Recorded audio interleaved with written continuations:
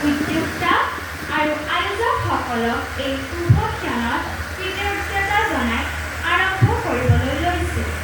আজি মুকলি সভাৰ মূল বিষয়টো হৈছে গছ থাকিলেহে মানুহ থাকিব। গছ আৰু মানুহ এৰাব পৰা সম্বন্ধৰে বান্ধ খাই থকা দুটা শব্দ। গছৰ বিষয়ে ক'বলৈ গ'লে বহু কথাই আছে, কিন্তু মই বহু কথা ক'ব নোৱাৰোঁ, কাৰণ মোৰ জ্ঞান সীমিত। সীমিত জ্ঞানেৰে যিমানখিনি জানো আপোনালোকৰ আগত আগবঢ়াবলৈ লৈছোঁ। আপোনালোকে জানে যে গছে আমাক প্ৰখৰ ৰ'দত ছাঁ দিয়ে।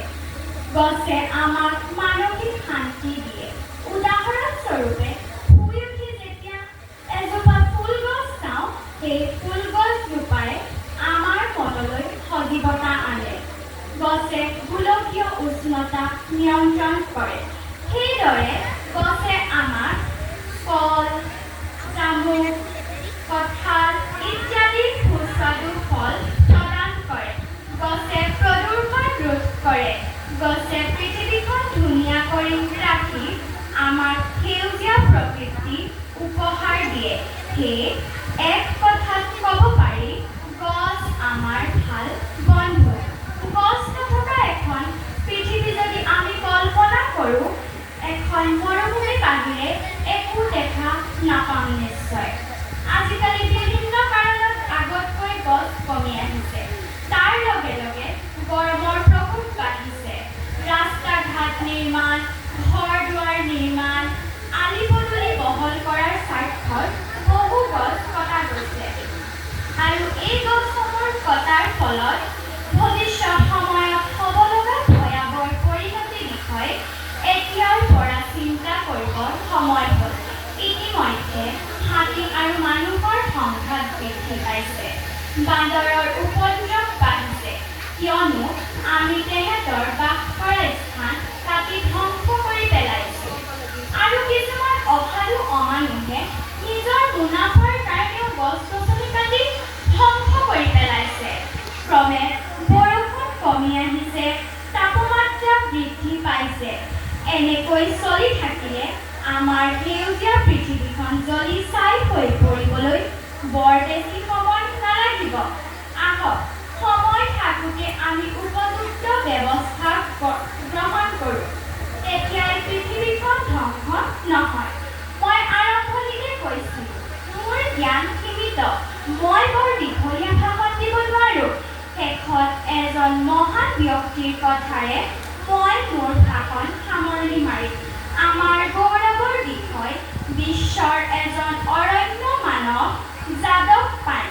তেখেতৰ নাম নজনা চাগে মানুহেই নোলাব। সেই বিখ্যাত মানুহজন আমাৰ যোৰহাটৰ কাষেৰে বৈ যোৱা ব্ৰহ্মপুত্ৰৰ চাপৰি অঞ্চলত 1979 চনৰ পৰা গছ পুলি ৰুবলৈ আৰম্ভ কৰিছে। 4 দশক ধৰি তেখেতে নিৰবিচ্ছিন্নভাৱে নিজকে উৎসৰ্গা কৰিছে। প্ৰকৃতি প্ৰেমৰ নামত জীৱনৰ সুদীৰ্ঘ সময় অতিবাহিত কৰাৰ পিছত 2015 চনৰ 26 জানুৱাৰীত তেখেতক ভাৰত চৰকাৰে পদ্মশ্ৰী সন্মানেৰে সন্মানিত কৰে।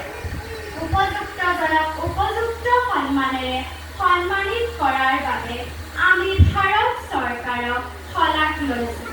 সম্পূৰ্ণ একক প্ৰচেষ্টাৰে অসমখনক নহয়, অসমীয়া ৰাইজক গোটেই বিশ্বৰ বাসী সজাগ কৰি তুলিবলৈ সক্ষম হোৱা যাদৱ পায়েং হৈছে আমাৰ অসমীয়াৰ গৌৰৱ।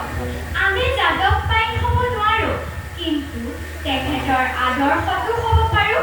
প্ৰকৃতি সেউজীয়া কৰি ৰখা আমি অকণমান হ'লেও চেষ্টা কৰিব পাৰোঁ।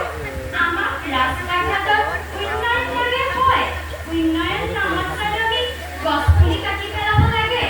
বিশ্বৰ মানৱ যাদৱ পায়েংদেৱে কৈছে, অসমত গছ ৰুব নালাগে, কিন্তু গছ কটা বন্ধ কৰিব লাগে। প্ৰকৃতিয়ে নিজেই সেউজীয়া কৰি ৰাখিব জানে। গছ পুলিও নুৰুলেও কথা নাই, কেৱল গছ নেকাটিলেই হ'ব। মই মোৰ ভাষণ যাদৱ পায়েংদেৱৰ কথাৰে সামৰণি মাৰিব বিচাৰিছোঁ। পুনৰবাৰ সকলোলৈকে মোৰ আন্তৰিক শ্ৰদ্ধা, কৃতজ্ঞতা আৰু